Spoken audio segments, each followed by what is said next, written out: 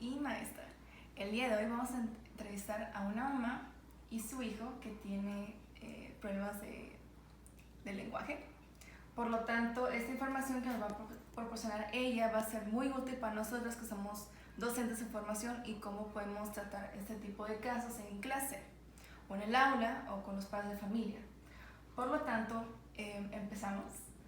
¿Me puedes decir tu nombre, el nombre de tu niño, cuántos años tiene y qué grado cursa, por favor? Claro que sí, buenas tardes, muchísimas gracias. Mi nombre es Daisy Valle, mi hijo se llama Santiago, tiene 7 años y actualmente cursa el primer año de primaria.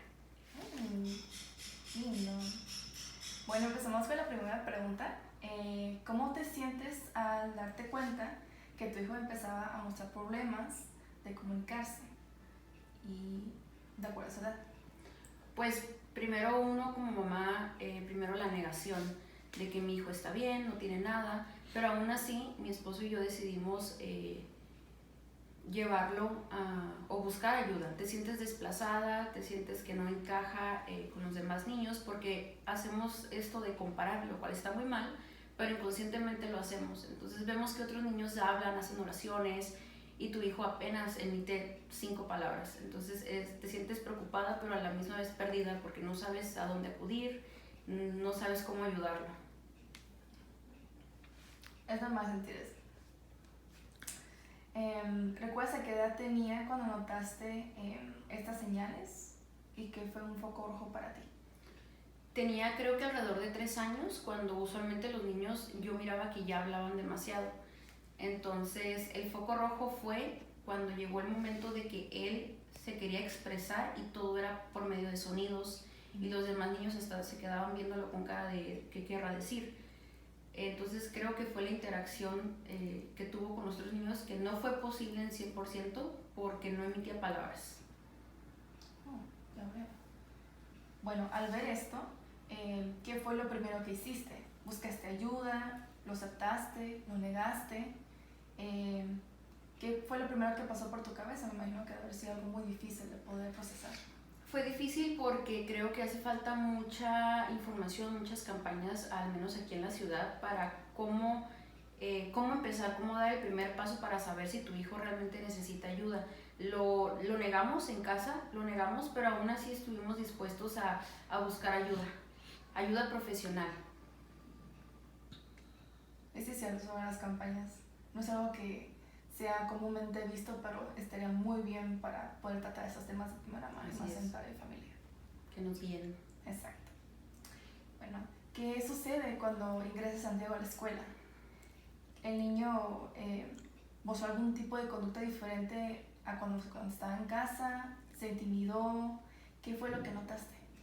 Cuando Santi tenía 4 años que ingresa a preescolar, fue algo muy duro para él. No el hecho de dejarlo solo en un área que él desconocía, sino la interacción tanto con su maestra, con sus compañeros.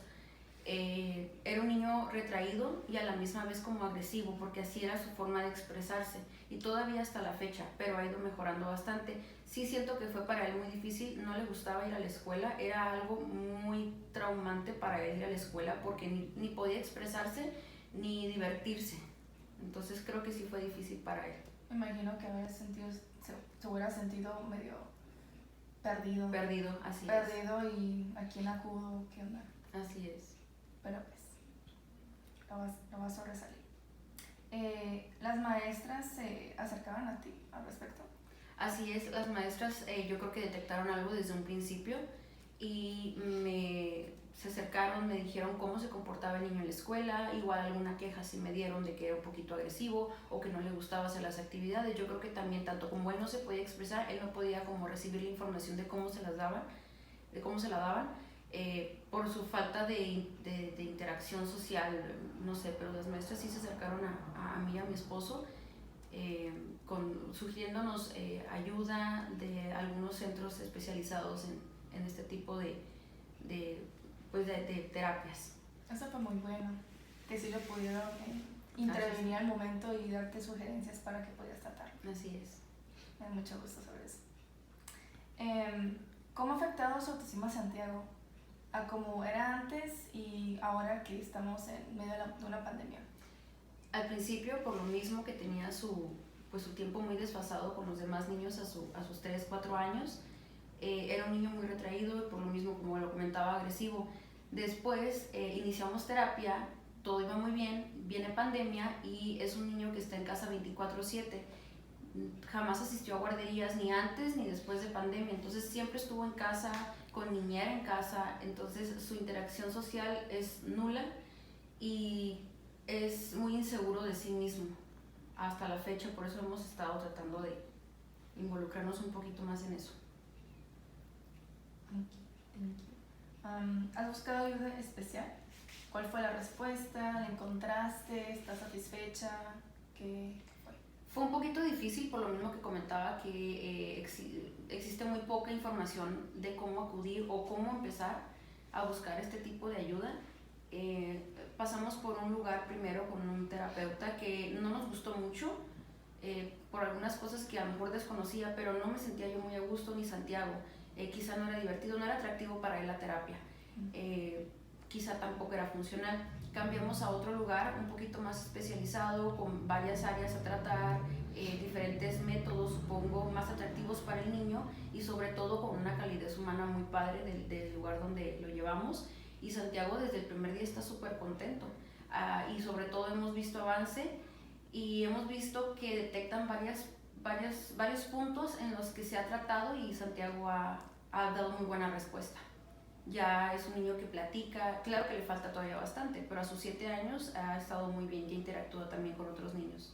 Eso es importante de resaltar, el no solamente quedarse con una opinión de un experto, un especialista, sino buscar otras opiniones. Así es. Para tener un panorama más amplio y ahora sí que tomar una decisión importante a qué es lo que mejor le conviene a la persona a tratar, en este caso Santiago.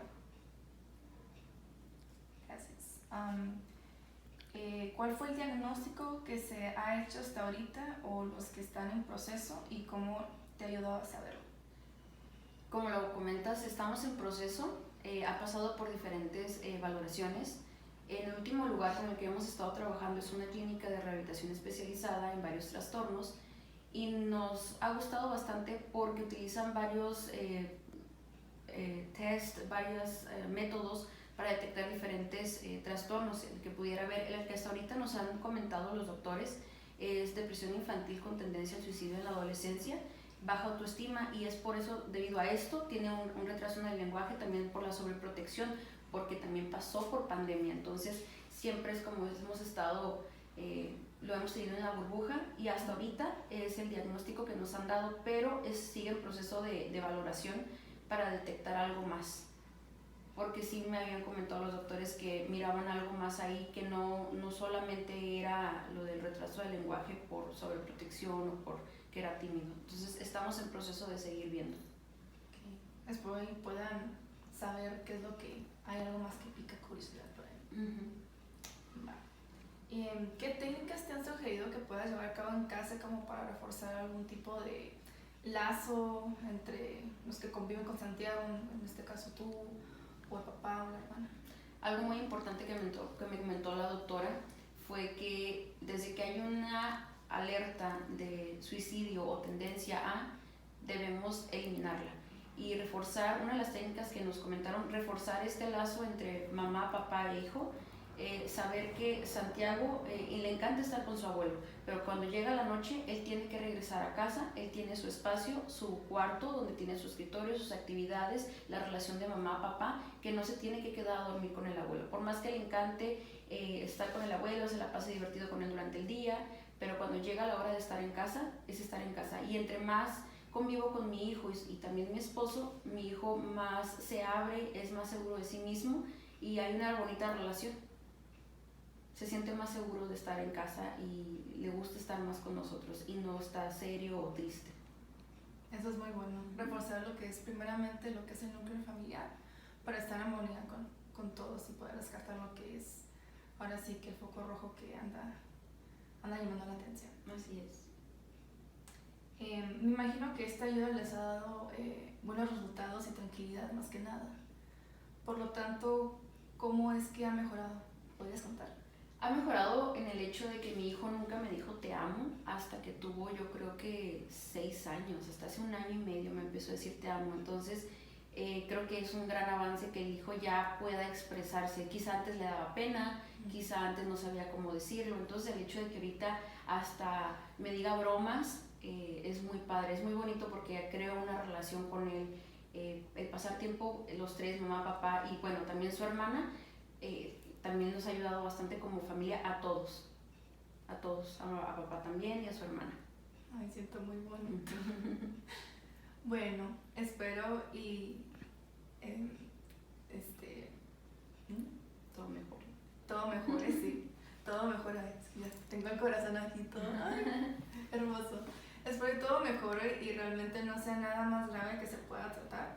Por lo tanto, te doy muchísimas gracias por dejarme entrevistarte y a mis comensales, a la audiencia, en este caso mi casa.